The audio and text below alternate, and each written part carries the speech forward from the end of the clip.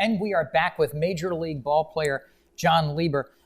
Jon, now there's ups and downs that obviously all players have in their career. You got to face, injuries. Sometimes people get streaky, so on and so forth. But in '96, you were pretty much what you were the ace for the Pirates, no? I hate to use the word ace, but we were. Yeah, I guess they were just a very young team. They dismantled that team after, I think, the 92 or 93 season. It's where you started to see a lot of the veterans move on. And so when I came onto that team, they were just really trying to rebuild. Now, then you go to the Cubs. And here you're a Cubs, at some point you kind of became more of a Cubs fan, grew up kind of more towards that area. You had a lot of success there. When you got traded, were you excited about that, or were you, or? I was disappointed. I felt like I really wanted to give more to the city of Pittsburgh, and I didn't fulfill that. And it was, and it was tough. Like I said, I think, teams really rely on veteran players to help bring the young guys in, and we were just kind of, we had a few veteran players, but it's tough to win on a daily basis when you're that young. What was it like throwing your first shutout? Oh, it was awesome. I was so close a few times in Pittsburgh, and I felt like I could have had that, with some of those games over there, but. When you actually have a manager that's going to let you finish something that you started, that's a great feeling. There's nothing better. Well, and the other thing is, like in 2000, you led the National League in innings pitched, right? Those are like CC type. You know what I mean? Yeah, I think of that when I think of. They kind of workhorsed you, huh? They did, and it was great.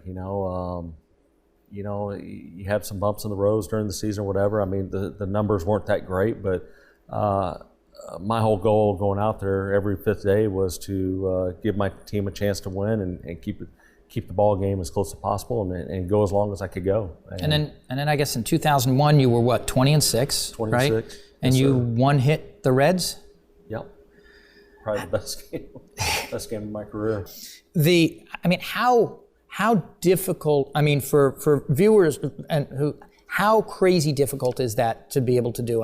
It's like almost everything has to be, the mental toughness to do that has got to be incredible. Yeah, it's where you have pretty much everything working for you going out there every time. But yeah, you've got to believe in yourself, first of all. That's the only way you're going to be successful in anything you do, is if you don't believe in yourself and believe in what you can do out there, you're never going to accomplish on what you're wanting to do, I guess. So, and I give a lot of credit to my teammates for making that possible. Because sometimes it takes a couple of great plays too to keep a no-hitter alive. Without a doubt. Great teammates, good foundation around you, and obviously you're winning. A lot of good things can happen. Can you tell on certain days, either while you're playing or even before you start playing, that you're going to have your stuff, that you're going to have? Do you like even when you're warming up? Do you know on days that I got it today? Yeah, but it's very few. Because it seems like the days when you are warming up and you feel great, that's the days you get hammered. So you were also an All-Star that year.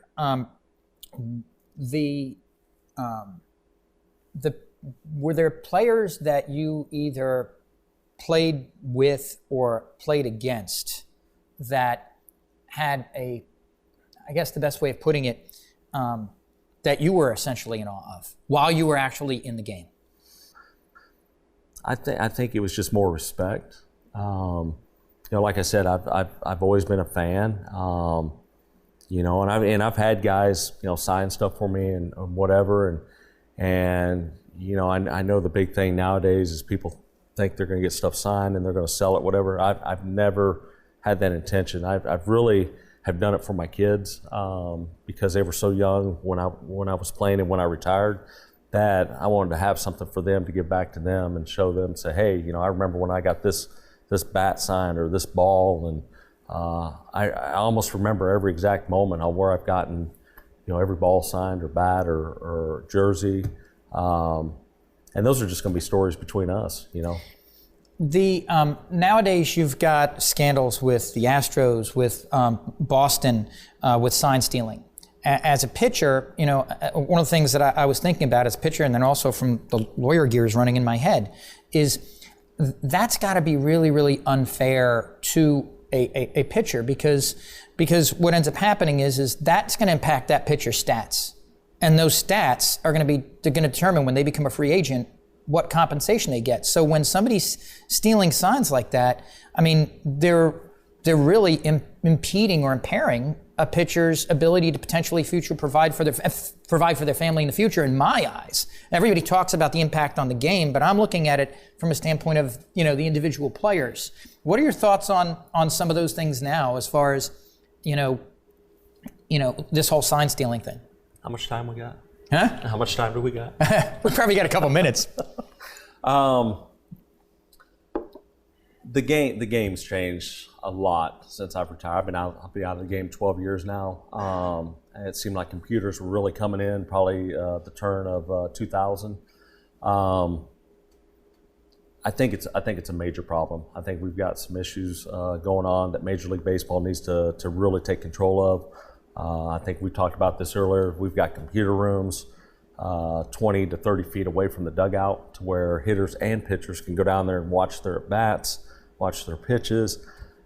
I don't think that's true baseball. I think it's taken away from the aspect of the challenge of facing a hitter or facing a pitcher and knowing what they did to you your last at bat, if you know what I mean. So. And the thing is from a pitcher's perspective, it's as much mental as it is physical. You have to, Absolutely. you have to know the batter, right? And then you've also got to, there's some, I don't want to say deception, but there is a certain amount of, a cat and mouse game. Yeah. And it takes that away. It does, and and then you go back to, the hitter having more of an advantage, and the numbers it plays into the stats. It plays a huge role because that situation where you have two guys on base, you give up a 3-run homer, and it's all because they knew what was coming. Compared to maybe a weak ground ball for the third out, that's three earned runs that you take off your stats. And hurts team, hurts pitcher, hurts everyone. We will be right back after these messages.